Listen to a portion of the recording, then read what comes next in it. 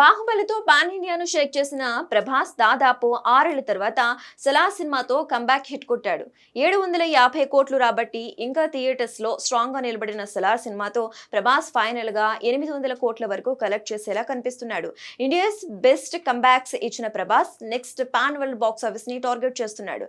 Young director Nagashwin దర్శకత్వంలో Vyjayanthi movies banner లో భారీ బడ్జెట్ తో కల్కి 2898 ఏడి సినిమా చేస్తున్నాడు. ఈ మూవీలో Amitabh Bachchan key role play చేస్తున్నారు. దీపికా పదుకునే, దిశా పటాని హీరోయిన్లుగా నటిస్తున్నారు.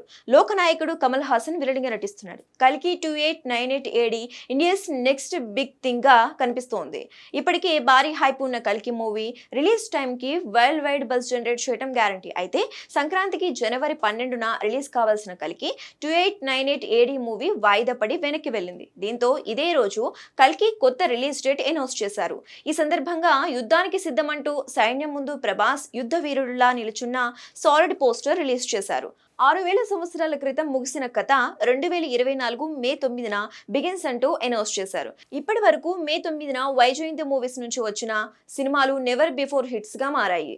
ఈ సెంటిమెంట్ ని బిలీవ్ చేస్తూ 2024 మే 9న కల్కిని రిలీజ్ చేస్తున్నారు. మరి కల్కి ఎలాంటి వండర్స్ క్రియేట్ చేస్తుందో చూడాలి.